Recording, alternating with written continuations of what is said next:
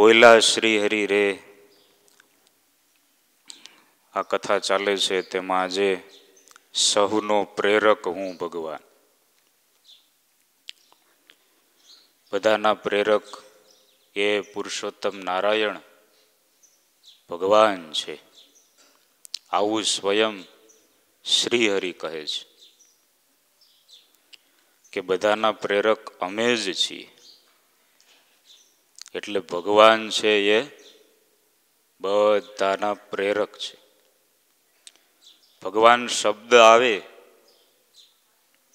ત્યાં જ પ્રશ્ન થાય કે ભગવાનમાં માનવું કે ન માનવું. કારણ કે જો ભગવાન હોય તો દેખાતા તો નથી. તો બહુ બુદ્ધિશાળી લોકો હોય, તર્કવાદી હોય, એ પ્રશ્ન કરે કે જો ભગવાન હોય તો દેખાવા જોઈએ, દેખાતા તો નથી. પણ આ દુનિયામાં ઘણી બધી વસ્તુઓ એવી છે કે જે નથી દેખાતી છતાં આપણે માનીએ છીએ અને તેનો અનુભવ કરીએ છીએ. ગુરુત્વાકર્ષણ બળ છે એ દેખાય છે. 10 માળની બિલ્ડિંગ હોય ત્યાંથી નાનું બાળક પડે તો એ નીચે જ આવે, યુવાન હોય તો એ નીચે જ આવે, વૃદ્ધ હોય તો એ નીચે જ આવે, એને ઉપર જવાનું હોય હકીકતમાં. આવે એટલે છેલ્લી ઉંમરે તો એમ જ હોય ને, પછી છતાં એ નીચે જ આવે. આ ગુરુત્વાકર્ષણ બળ દેખાય છે ક્યાંય? ગુરુત્વાકર્ષણ બળ દેખાય ક્યાંય? છતાં છે ને, તમે એમાં માનો છો ને? રેડિયો છે, રેડિયો, એ રેડિયો જેને આધારે પકડે એ સ્ટેશન તરંગ, રેડિયોના જે તરંગ હોય એ દેખાય છે. એક ભાઈને રેડિયો બંધ થઈ ગયો, જૂના જમાનાની વાત છે, ખોયલો તો એમાંથી મરેલ ઉંદર નીકળ્યો. ઓહો, હવે ખબર પડી ગાયક કલાકાર મરી ગયા છે. એને એમ કે આ ઉંદર ગાતો હતો અંદર. પણ રેડિયો સ્ટેશનના જે તરંગો છે એને આધારે રેડિયો ચાલે છે. તો એ તરંગો દેખાય છે આપણને? અત્યારનું ઉદાહરણ લઈએ તો આપણો મોબાઈલ હોય એમાં જે ટાવર પકડે તો એમાં સિગ્નલ બતાવે, પણ ટાવરના જે તરંગ હોય એ તમને દેખાય છે? એ દેખાતા નથી. તો એમાં તમે માનો છો કે નહીં? તો રેડિયોના તરંગોમાં માનીએ છીએ, આ નેટવર્ક મોબાઈલના તરંગોમાં માનીએ છીએ, નથી દેખાતા છતાંય. એટલે ઘણી બધી વસ્તુઓ એવી છે કે જે આપણને આંખે કરીને દેખાતી નથી, છતાં આપણે એમાં માનીએ છીએ અને એને અનુભવીએ છીએ. આપણું મન આપણને દેખાય છે, આપણું મન આપણને દેખાય છે, છતાંય મન છે કે નહીં? બુદ્ધિ, આમ બુદ્ધિ બહાર દેખાય કે આ વ્યક્તિમાં એટલી બુદ્ધિ છે એમ બહાર દેખાય, છતાં તમે બુદ્ધિમાં માનો છો કે નહીં? કે નથી માનતા? એટલે હું એમ નથી કહેતો બુદ્ધિ વિનાના કોઈ છે એમ, પણ બહાર નથી દેખાતી સ્થૂળ રીતે, છતાં મનમાં, બુદ્ધિમાં આ બધે માનીએ છીએ આપણે. વિચારો, કોઈ વ્યક્તિ બેઠી હોય તો એના વિચારો તમને દેખાય છે? નથી દેખાતું, છતાંય વિચારો છે અને એને આધારે કાર્ય થાય છે. એટલે ઘણી બધી વસ્તુ એવી છે કે જે આંખથી નથી દેખાતી, અને અમુક વસ્તુ એવી છે કે આંખ બંધ થાય પછી જ દેખાય છે, છતાંય આપણને એનો અનુભવ થાય છે. સ્વપ્ન, સ્વપ્ન હોય એ આંખ બંધ થાય પછી આપણને દેખાય, છતાંય સ્વપ્નમાં સર્પ આવ્યો હોય, મોટી ખાઈ આવી હોય, ખીણ આવી હોય, રાક્ષસ આવ્યો હોય, તો આપણને પરસેવો વળી જાય છે, બીક લાગે છે, ડર લાગે છે. આંખ બંધ કર્યા પછી સ્વપ્ન દેખાય છે, છતાંય એનો અનુભવ થાય છે. તો કોઈ એમ તો કહેતા જ નથી કે મન છે નહીં, બુદ્ધિ છે નહીં, આ સ્વપ્ન છે નહીં. બસ ભગવાન ઉપર જ પ્રહાર કરવાનો કે ભગવાન દેખાતા નથી એટલે છે નહીં. બહુ આદિકાળથી આ બધું ચાલ્યું આવે છે, ઘણા વર્ષોથી. પુરાતન સમયમાં માણસ સરોવરને, નદીને જોઈને પ્રણામ કરતો કે આ ભગવાનનું સ્વરૂપ છે. સૂર્યને જોઈને વંદન કરે, પ્રણામ કરે. આપણે ત્રિકાળ સંધ્યાની પરંપરા એને આધારે જ ચાલી આવે છે. તો વિજ્ઞાને શું કહ્યું કે ભાઈ એ નદી અને સરોવરમાં જે પાણી આવે છે એ તો સૂર્યના સમુદ્ર હોય એનું જે પાણી છે એનું બાષ્પીભવન થાય છે, પછી વાદળ બંધાય છે, પછી વરસાદ થાય છે, ને એ સરોવરમાં, નદીમાં આવે છે. એટલે જળ નામના કોઈ દેવતા છે નહીં, એ તો આ બધી આવી પ્રક્રિયા છે. સૂર્યને વંદન કરે તો વળી વિજ્ઞાન એમ કહે કે સૂર્ય તો ઉર્જાનો ગોળો છે, એટલે એનો ધર્મ છે કે ઉર્જા આપવી. એટલે સૃષ્ટિમાંથી ભગવાનને કાઢી નાખી. તો વળી પ્રશ્ન થાય કે ભલે ને સૃષ્ટિમાં ભગવાનની જરૂર નથી, પણ મનુષ્ય જીવનમાં તો ભગવાનની જરૂર છે ને.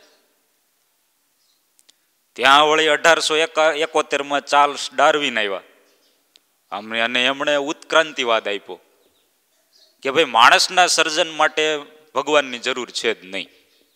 માણસ છે વાનરમાંથી બન્યું છે. પેલા વાનર હતા, પછી ધીમે ધીમે માણસ થઈ ગયા. તો મને ઘણી વાર વિચાર આવે તોય અમુક વાંદરા કેમ રહી ગયા હજી? ના, અમુક છે હજી, જો નથી હે. અને એ વાંદરો નાનો હોય ત્યારે ભલે વાંદરો રહે, પણ યુવાન થાય પછી ધીમે ધીમે માણસ થવા તરફ આમ એની ક્રાંતિ થવી જોઈએ. પણ છતાંય એમણે ઉત્ક્રાંતિવાદ આપી અને મનુષ્યના સર્જનમાંથી ભગવાનને કાઢી નાખ્યા કે ભાઈ માણસ છે એ તો વાનરમાંથી આવ્યો છે, વાનરની ઉત્ક્રાંતિ થઈ એટલે માણસ થયો. કઈ માણસનું સર્જન, માનવનું સર્જન ભગવાને કર્યું નથી. એટલે મનુષ્ય જીવનમાંથી ભગવાનને કાઢી નાખ્યા.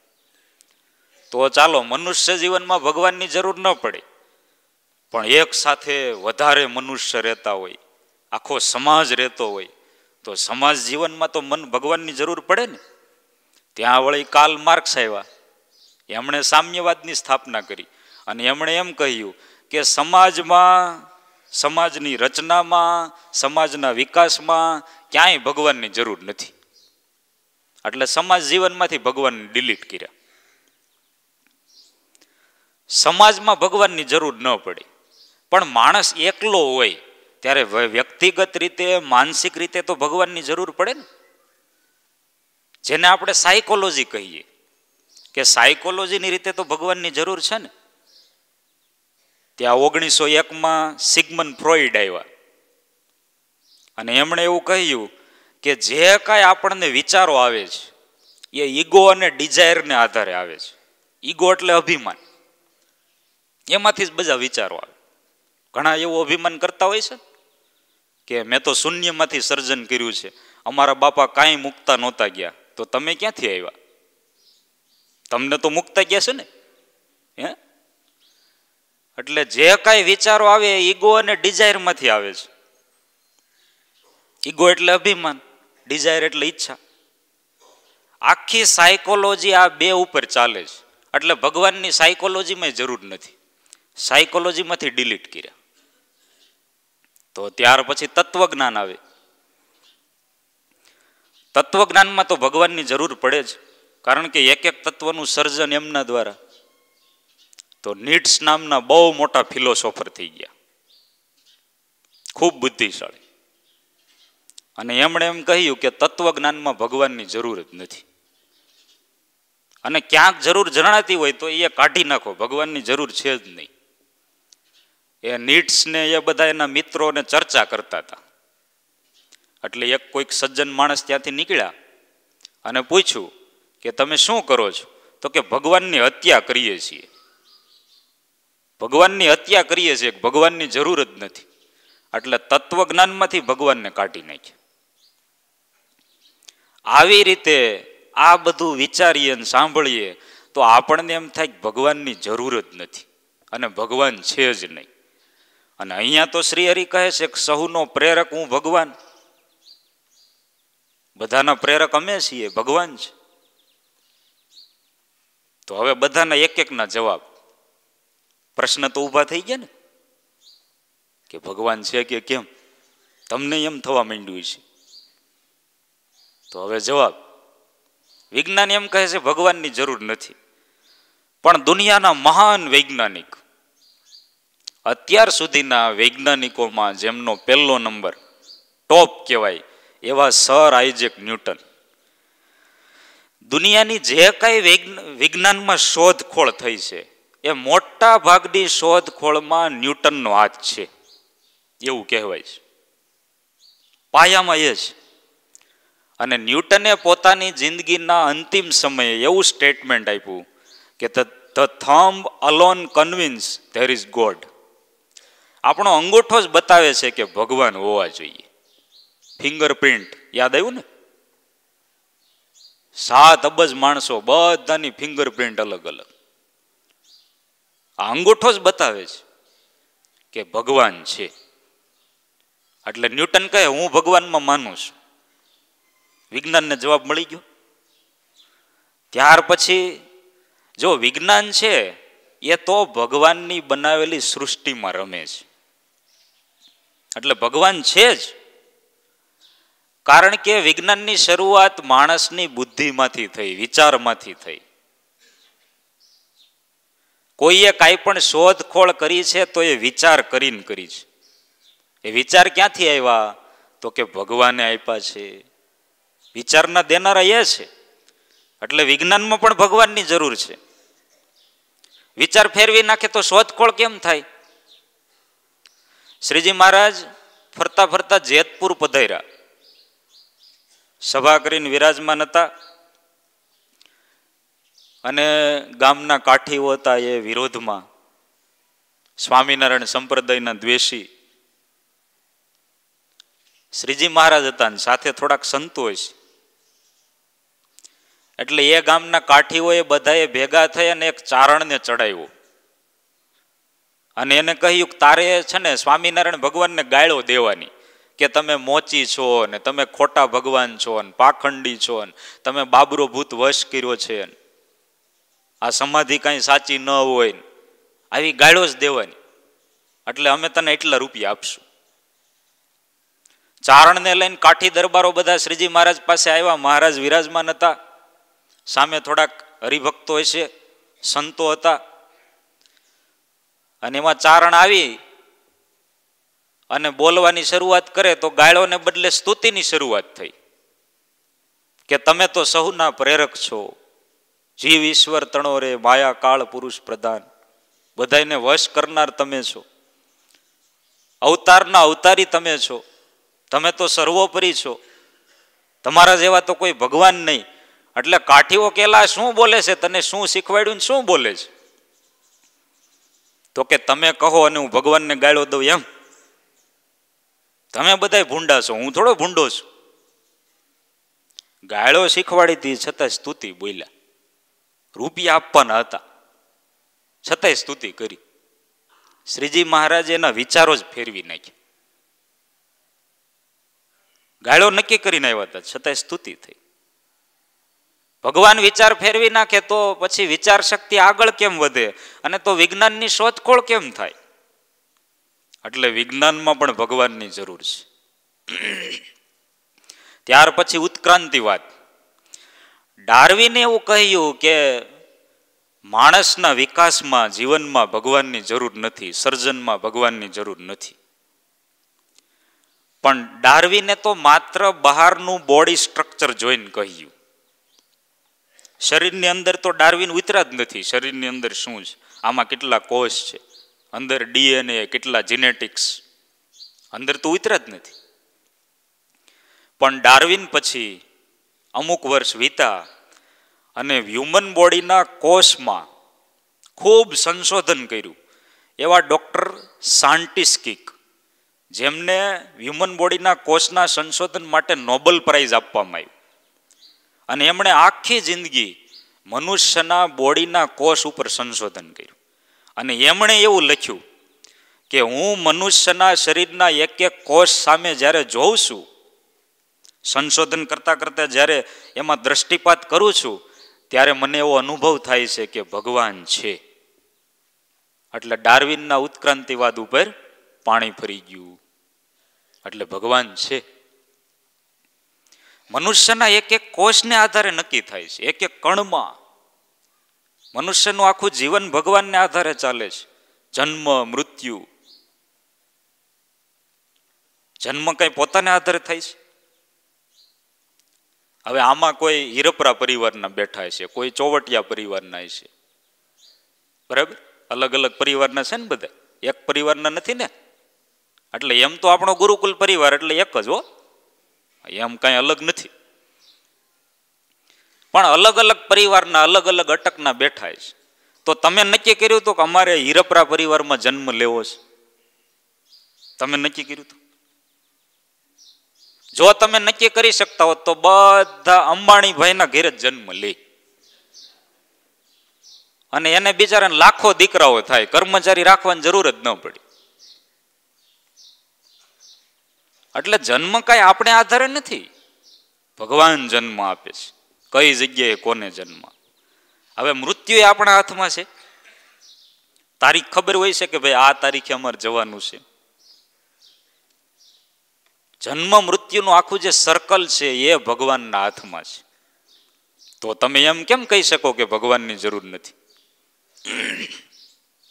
વડોદરાના બાપુભાઈ, આપણે જાણીએ છીએ દરરોજ શ્રીજી મહારાજની પૂજા કરે, મહારાજ એમને દર્શન દેતા. પૂજા કરતા હતા અને એમાં તુલસીની જરૂર પડી, એટલે એમણે એમના દીકરા ત્રિભુવનને કહ્યું કે જા અગાસી ઉપરથી તુલસી લેતો હોય. એટલે તુલસી ગુટખા નહીં હો. એટલે 3 માળની હવેલી અને પછી અગાસી, એટલે 4 માળ જેવું તો થયું ને. અને એની પાળીને એના ઉપર તુલસીનો કુંડો. છોકરો નાનો પણ આજ્ઞાંકિત, કાંઈ વાંધો નહીં બાપુ, હમણાં તુલસી લઈ આવો, તરત ગયો. અમુક છોકરા બહુ ડાયા હોય, અમુક 1.5 ડાયા હોય, અમુક અક્ષદર ડાયા હોય, અમુક 2.5 ડાયા હોય, અમુક 3.5 પણ હોય છે. હા, જેની જેવી કેપેસિટી. એક જગ્યાએ સંબંધ થવાનો હતો, એટલે પછી દીકરા દીકરી ભેગા મળે ને જોવે ને પછી પ્રશ્નોત્તરી થાય ને એવું બધું હોય ને, ઇન્ટરવ્યુ થાય. એમાં દીકરીના પક્ષવાળા હતા ને એમણે કહ્યું કે ભાઈ જો અમારે એવા દીકરા સાથે અમારી દીકરી પરણાવી છે કે જેનો બહુ ઊંચો બિઝનેસ હોય.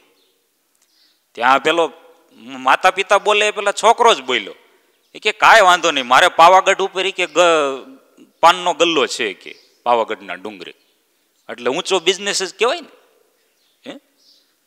એટલે આવી રીતે ઊંચો બિઝનેસ કરતા હોય. આ વ્યસન ને આ બધું એમાં ઊંચું ગણે. પણ આ તો સંસ્કાર, જે કઈ કે એ સેવા કરી. છોકરો દોડતો દોડતો ઉપર તુલસી લેવા ગયો. હવે કુંડું ઊંચું ઉપર, એટલે પાળી ઉપર ચડીને પછી તુલસી તોડતો તો, અને એમાં પછી બેલેન્સ ગુમાવ્યું અને છોકરો ત્યાંથી આવ્યો નીચે. આજુબાજુના ઘરવાળા બધા જોતા હતા, ફળિયામાં કોઈ કામ કરતા હોય એ બધાએ જોયું, બસ પૂરું હવે, કારણ કે ત્યાંથી શેકથી નીચે પડે આવો નાનો છોકરો. બધાએ દોડીને આવ્યા, અને જ્યાં હજી નીચે પડે એ પહેલા તો સાક્ષાત શ્રીહરિ આવ્યા અને આમ છોકરાને ઝીલી લીધો, અને પછી ઊભો કરીને મૂકી દીધો કે જા તાર બાપાને તુલસી દઈએ, મોડું ન થવું જોઈએ. ભગવાન બધાને દેખાણા નહીં, છોકરાને એકને દેખાણ. એટલે જે કોઈ બધા ભેગા થઈ ગયા હતા ને એને પૂછ્યું કે તું એટલે બધે ઉપરથી પીડ્યો, તને કાંઈ થયું નહીં? તો કે મને મહારાજે ઝીલી લીધો એટલે કાંઈ નથી. જો જન્મ મૃત્યુ જીવન એના બધા સંકટોમાં પણ ભગવાનની જરૂર પડે છે. એટલે આપણે એમ ન કહી શકીએ કે મનુષ્ય જીવનમાં ભગવાનની જરૂર નથી. એટલે ડાર્વિનના ઉત્ક્રાંતિવાદનું ખંડન. ભગવાનની જરૂર છે. ત્યાર પછી સામ્યવાદ, સમાજવાદ.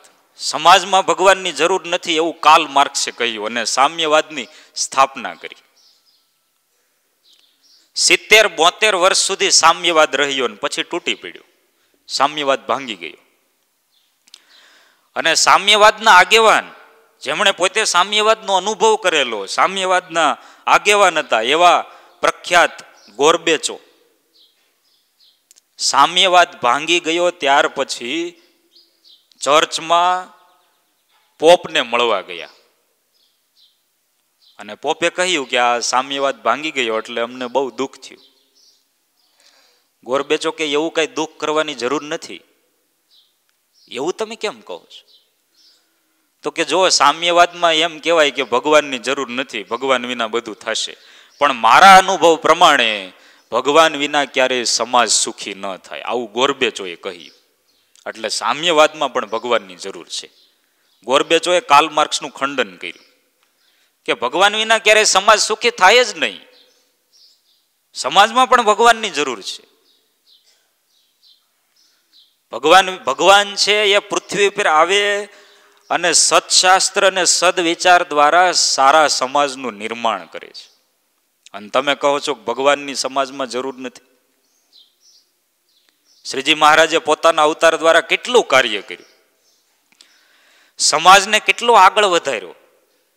શ્રી સ્વામિનારાયણ દ્વિશતાબ્દી સ્મૃતિ ગ્રંથ નામનું પુસ્તક, તેમાં રમણલાલ સોની લખે છે 28 વર્ષ સુધી શ્રીજી મહારાજ સતત પ્રવાસ કરતા રહ્યા, લાખો માણસોના જીવન સુધાર્યા, શૂદ્રને દ્વિજપણું આપ્યું, દ્વિજનું દ્વિજપણું સાર્થક કર્યું, સગ્રામ વાઘરીમાંથી સગ્રામ ભગત બનાવ્યા, ચીભડું કાપે તેમ માણસ કાપનારા હતા તેને પ્રાતસ્મરણીય ભક્ત બનાવ્યા. કેટલું સમાજ સુધારવાનું કાર્ય કર્યું. તો આમાં કેમ કહી શકીએ કે સમાજમાં ભગવાનની જરૂર નથી? ભગવાનની હાજરી માત્રથી સમાજમાં સારા વિચારોનું પ્રવર્તન થાય છે. વડોદરાના પ્રેમાનંદજી બહુ મોટા શેઠ, વડતાલ દર્શન કરવા જતા હતા. એટલે ગાડામાં પછી મહારાજને દક્ષિણા આપવાની હોય અને જૂનો જમાનો વાડીમાં કે ઘરમાં જે કાંઈ હોય, ઘઉં અનાજ આ બધું લઈને જતા. કીધું છે ને ખાલી હાથે ન જવું, એટલે ઘણા હાથમાં મોબાઈલ લઈને આવે, મંદિરે ખાલી હાથે ન જવું, લે મોબાઈલ પકડીને આવે. એમ નહીં, ભાવનાથી જવાનું, કાંઈક વસ્તુ પદાર્થ લઈને જવાનું. આપણે મોટા સ્વામી કહે છે ને કે ફ્રૂટ લઈને તમે આવો તો લઈને નીકળ્યા હોય ત્યાંથી તમને એમ થાય કે આ ભગવાનને અર્પણ કરવાનું છે, તો ભાવના જાગે. એટલા માટે ખાલી હાથે જવાનું ના પાડી છે. 3 ગાડા ભર્યા હો મોટા, અનાજને આ ને બધું મહારાજને અર્પણ કરવાનું, સંતોને જમાડવાના. અને એમની સાથે બીજા એના બધા નોકર સાકરો બધા થઈને 10 જણા અને ગાડા લઈને નીકળ્યા વડોદરાથી વડતાલ જવા. હવે બપોર પછી નીકળ્યા છે, સાંજ પડી રસ્તામાં. એમ હતું કે મોડી રાતે કદાચ વડતાલ પહોંચી જઈશું.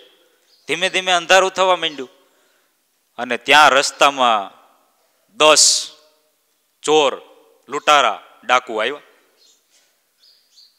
બંદૂક વાળા નહોતા પણ તલવાર વાળા તો ખરા જ.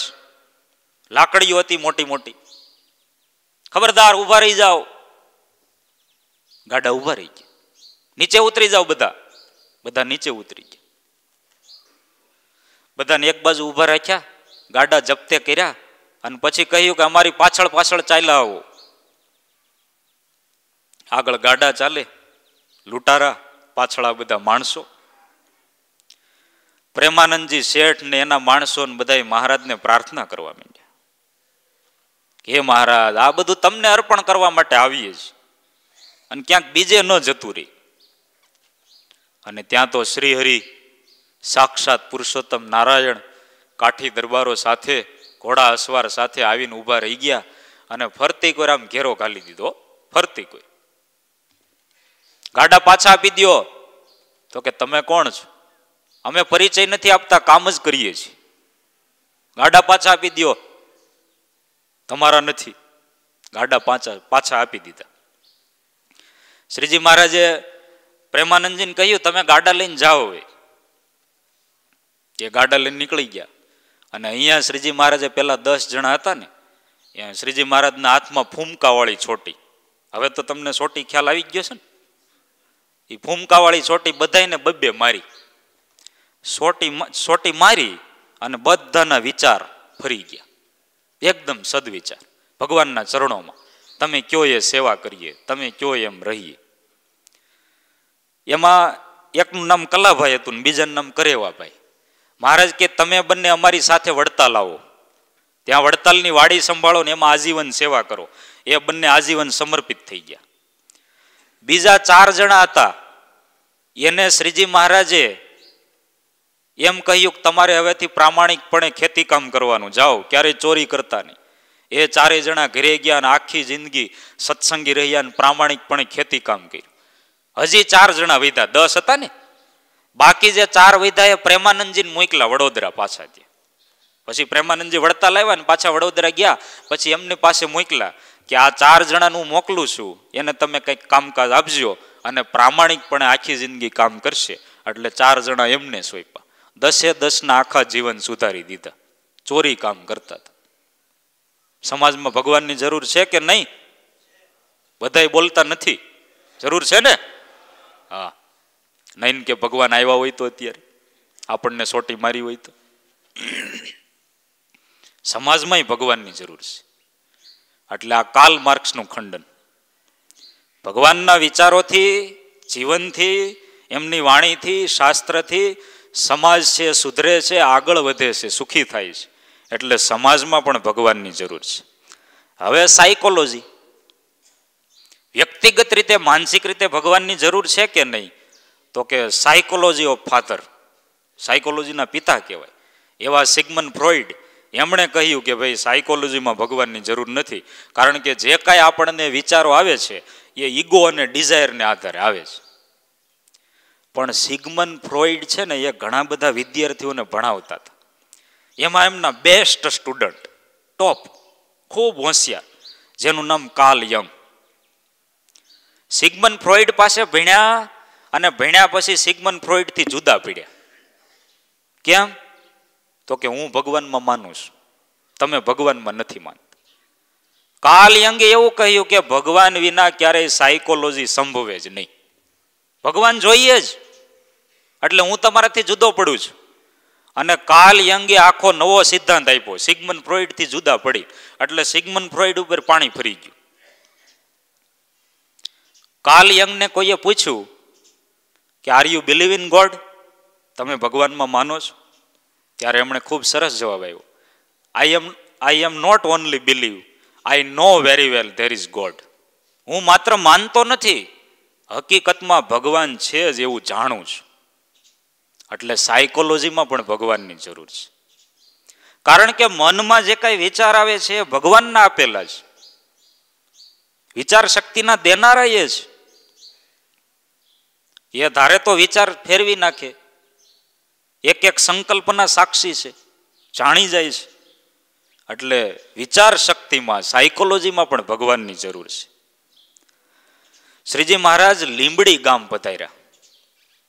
લીંબડીના શામા પટેલ, એમના ફળિયામાં લીંબ વૃક્ષ, લીંબડી ગામ લીંબ વૃક્ષ, અને શામા પટેલના ફળિયામાં શ્રીજી મહારાજ સભા કરીને વિરાજમાન છે.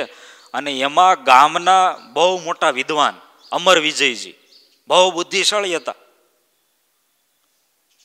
એમણે એવું નક્કી કરેલું, કોઈ એમ કહે કે ભગવાન, હું ભગવાન છું, તો આપણે એમની સાથે પ્રશ્નોત્તરી કરવાની. અને બહુ બુદ્ધિશાળી હતા. હા, ઘણા બહુ બુદ્ધિશાળી હોય. એક આપણા પાટીદાર હતા ને, એમણે ન્યૂઝપેપરમાં જાહેરાત આપી કે અમારે મીઠાઈની દુકાન કરવી છે, તો મીઠાઈ બનાવવા માટે કારીગરની જરૂર છે, લાયકાત ડાયાબિટીસ હોવી જોઈએ. એટલે મીઠાઈ ખાઈ નહીં, ઓછી બગડે. સમજાય? ધીમે ધીમે સમજાય છે. ઠંડુ વાતાવરણ છે એટલે થોડુંક એવું થઈ ગયું હોય. ડાયાબિટીસ હોય તો મીઠાઈ ખાઈ નહીં એટલે મીઠાઈ બચે. પાટીદાર એમ ઘણા બહુ બુદ્ધિશાળી હોય. એટલે અમર વિજયજીએ નક્કી કરેલું, કોઈ એમ કહે કે અમે ભગવાન છીએ, આપણે એમની સાથે પ્રશ્નોત્તરી કરવાની. એમને ખબર પડી કે ભાઈ ગામમાં શામા પટેલને ત્યાં સ્વામિનારાયણ ભગવાન આવ્યા છે અને ભગવાન તરીકે પૂજાય છે, એટલે અમર વિજયજી એની સાથે બીજા એના 4 મોટા મોટા શિષ્યો એને લઈ અને આવ્યા શાસ્ત્રાર્થ કરવા માટે. ઘણા પ્રશ્નો પૂછ્યા, મહારાજે બધાયના જવાબ આપી દીધા.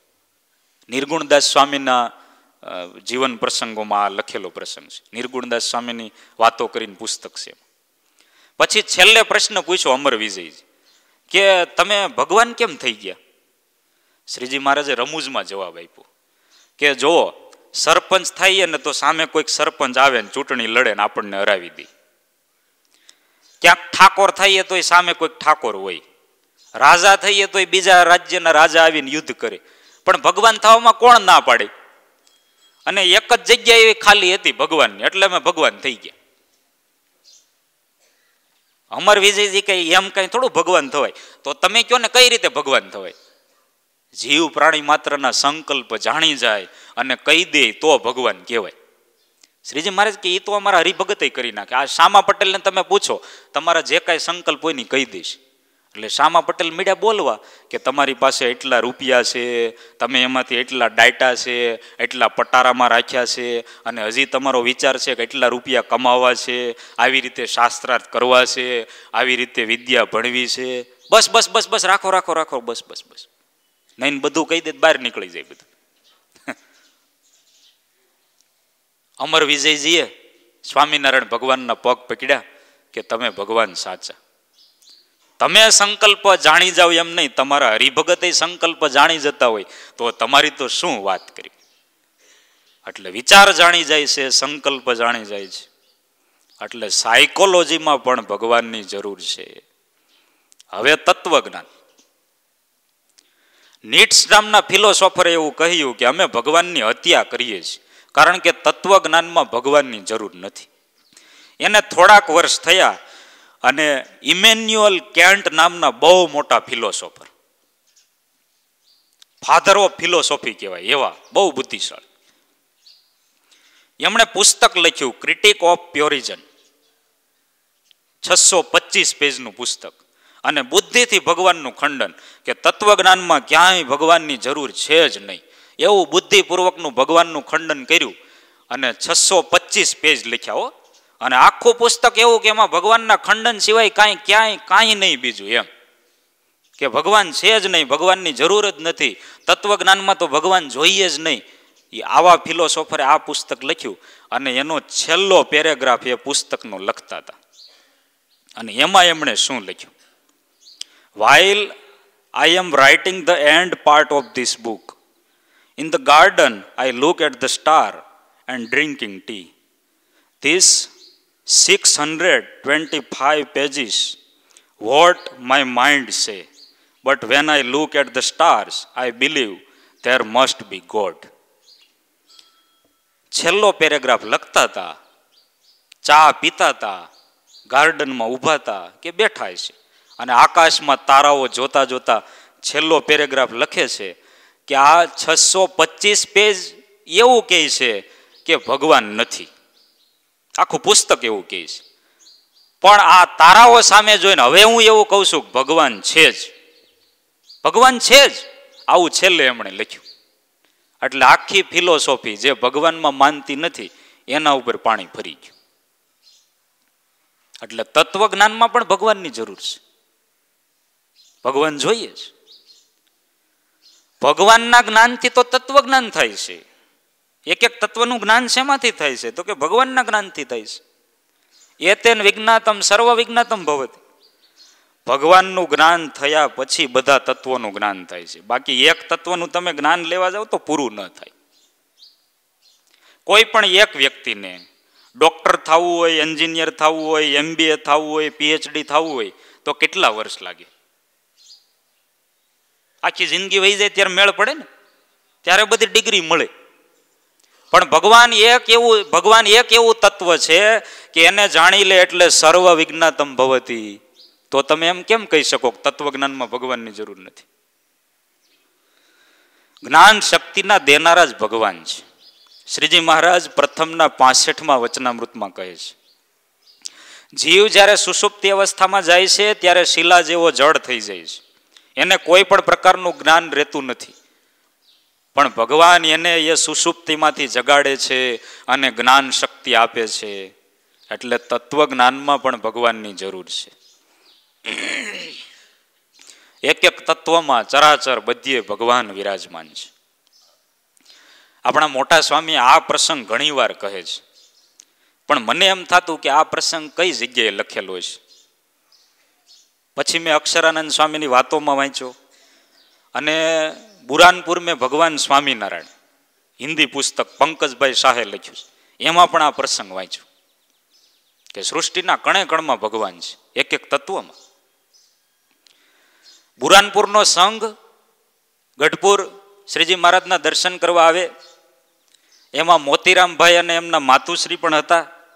બિચારા ગરીબ હતા, આખી જિંદગીની બધી જે કાંઈ મૂડી હોય એ ભેગી કરી અને શ્રીજી મહારાજ માટે સરસ મજાની સોનાની વીંટી બનાવેલી.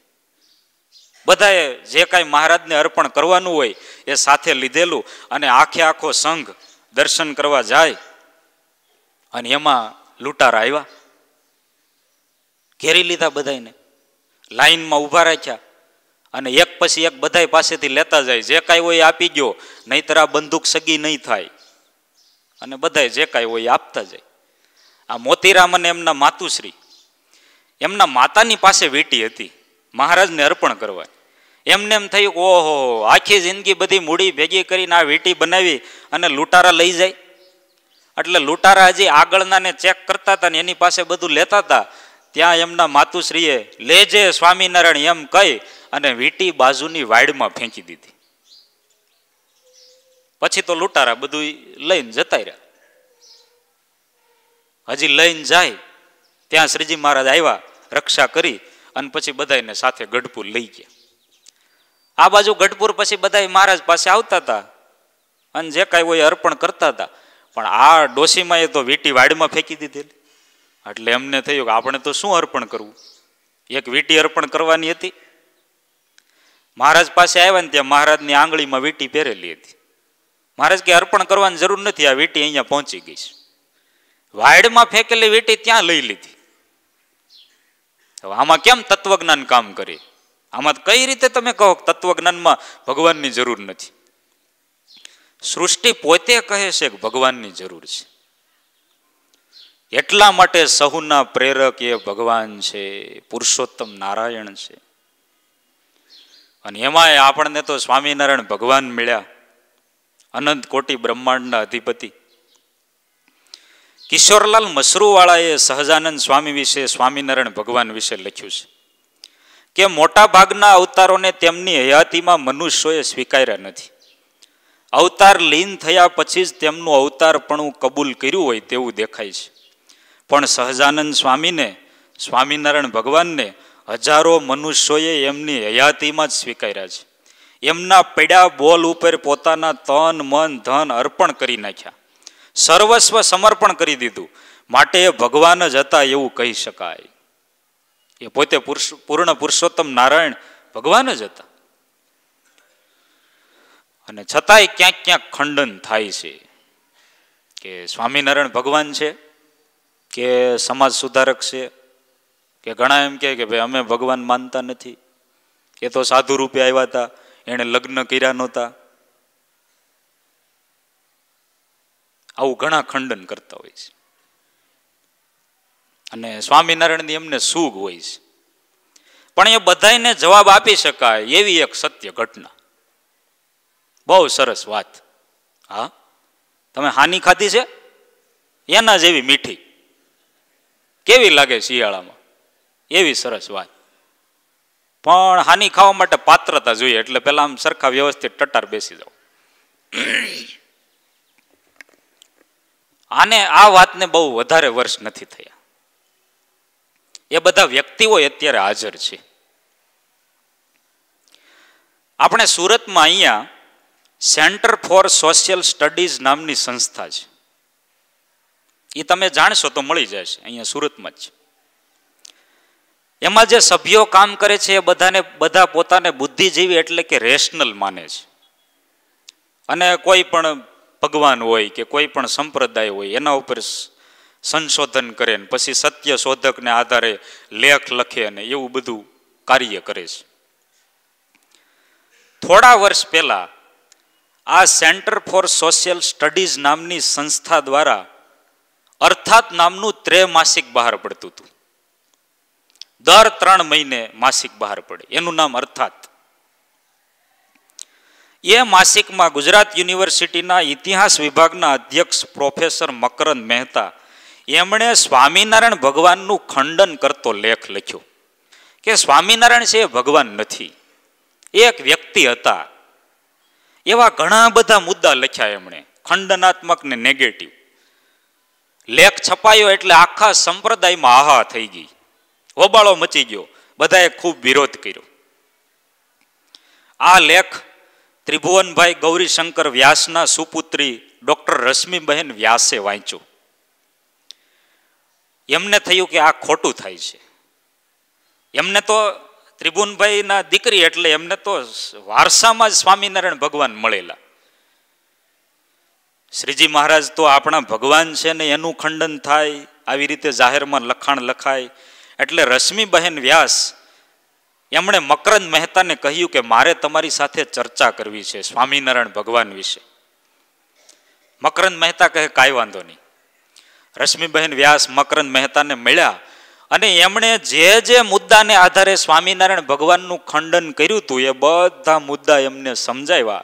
અને રશ્મિબહેન વ્યાસે કહ્યું કે સ્વામિનારાયણ ભગવાન એ સર્વોપરી ભગવાન છે અને પૂર્ણ પુરુષોત્તમ નારાયણ છે, સર્વ અવતારના અવતારી છે.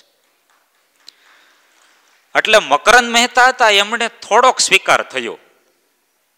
આમ જે બધી પૂર્વગ્રહની ગાંઠો વળી ગઈ હતી ને એટલે થોડાક શિથિલ થયા કે હા સ્વામિનારાયણ ભગવાન હોવા જોઈએ, પણ માનતા નહોતા.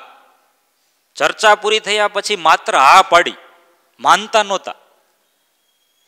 આપણે અત્યારે એમ કહીએ આમાં કોને સાધુ થવું, તો ઘણા હા પાડે પણ પછી થાય કે ન થાય. એટલે માનવું વસ્તુ અલગ છે ને હા પાડવી વસ્તુ અલગ છે, થવું વસ્તુ અલગ છે. માનતા નહોતા પણ હા પાડી દીધી. આ વાતને થોડા વર્ષ વીતા અને મકરંદ મહેતા અને એમના પત્ની શિરીનબેન આ બંને ઇટાલી ફરવા ગયા. ઇટાલીનું પ્રખ્યાત શહેર રોમ, એમાં હોટલ ઇબેરિયા, ત્યાં એમણે રૂમ બુક કર્યો અને પછી આખા શહેરમાં ફરતા હતા. બપોરે 12 વાગે ક્યાંક જમતા હતા ને એમાં અચાનક એમની હેન્ડબેગ ગુમ થઈ ગઈ. પતિ પત્ની વચ્ચે એક જ હેન્ડબેગ હતી, હેન્ડબેગ ગુમ થઈ ગઈ.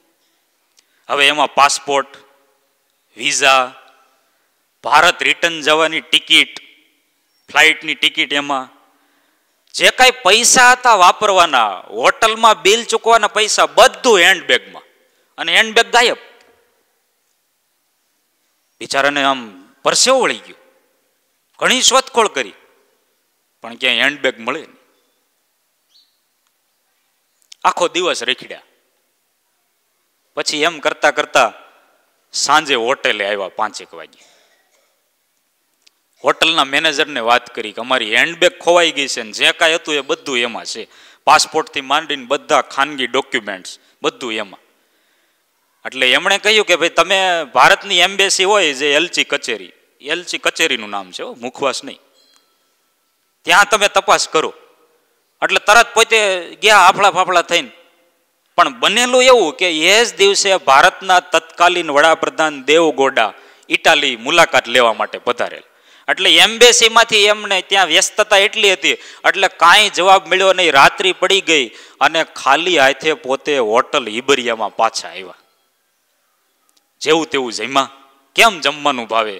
વિદેશની ધરતી, અજાણ્યા માણસો, પાસપોર્ટ નહીં, ભારત રિટર્ન આવવાની ટિકિટ નહીં, પૈસા નામે તો કાંઈ નહીં, ખાલી ખીચા અમારી જેમ, કાંઈ નહીં. શું કરવું? અમને ચિંતા નથી થતી પણ એને હૃદયના ધબકારા વધી ગયા. જેવું તેવું જમ્યા પતિ પત્ની. આવીને પછી રૂમમાં સુવા જાય. 10 વાગી ગયા હતા. પણ ચર્ચા, ચિંતા, કાલે કેમ કરશું એમ કરતા કરતા બેમાંથી એકેને ઊંઘ આવે નહીં. 1 વાગી ગયો. પછી એમના પત્ની શિરીનબેને કહ્યું કે જો તમને ખોટું ન લાગે તો એક વાત કહું, તો કે લગ્ન પછી ખોટું લગાડવાનું હોય જ નહીં, એ ભૂલી જ જવાનું હોય. બોલો, ના ખરેખર ખોટું લગાડાય જ નહીં ક્યાંય. બોલો. તો કે તમે થોડા વર્ષ પહેલા અર્થાત નામના ત્રૈમાસિકમાં સ્વામિનારાયણ ભગવાનનું બહુ ખંડન કરેલું, એટલે મને એવું લાગે છે કે તમને ભગવાનનો દોષ લાગ્યો છે, એટલા માટે આ સંકટ આપણે આવ્યું છે. નહીતર હેન્ડબેગ આપણી પાસે હતી ને અચાનક કેમ ગાયબ થઈ જાય? માટે આપણે સ્વામિનારાયણ ભગવાનને પ્રાર્થના કરીએ અને એવો નિશ્ચય કરીએ કે સ્વામિનારાયણ છે એ ભગવાન છે. એટલે બંને પતિ પત્ની બેસી ગયા, આંખો બંધ કરી અને પ્રાર્થના કરવા માંડ્યા. અને ભાઈ એ સમયે તો સાચી જ પ્રાર્થના થાય ને, કેવી હૃદયના ઊંડાણપૂર્વક પ્રાર્થના થાય. બાકી આમ જનરલી તો ગમે એવી પ્રાર્થના કરતા હોય. એક ભાઈએ ભગવાનને પ્રાર્થના કરી કે મને એવી નોકરી આપો કે મારે બહુ મોટા વાહનમાં રહેવાનું અને બસ એક જગ્યાએ બેસી રહેવાનું અને પૈસાની ભરેલી પેટી મારી પાસે હોય. એમને હાઈસ્કૂલમાં કંડક્ટરની નોકરી આપી. હાઈસ્કૂલની બસમાં, હાઈસ્કૂલની બસ હોય ને એમાં કંડક્ટરની નોકરી આપી. એ બસ ત્યાં બેઠા રહી, મોટું વાહન અને પૈસાની ભરેલી પેટી, ticket ticket ticket ticket ticket.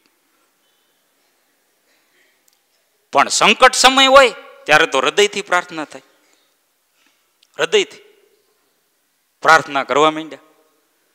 2 વાગ્યાઓ એ પ્રાર્થનામાં લીન થઈ ગયા. રશ્મિબહેનના શબ્દો યાદ આવ્યા. રશ્મિબહેન વ્યાસ જેમણે કહેલું કે સ્વામિનારાયણ છે એ ભગવાન છે અને અત્યારે કોઈ પ્રાર્થના કરે તો સંકટ સમયે મદદ કરે છે.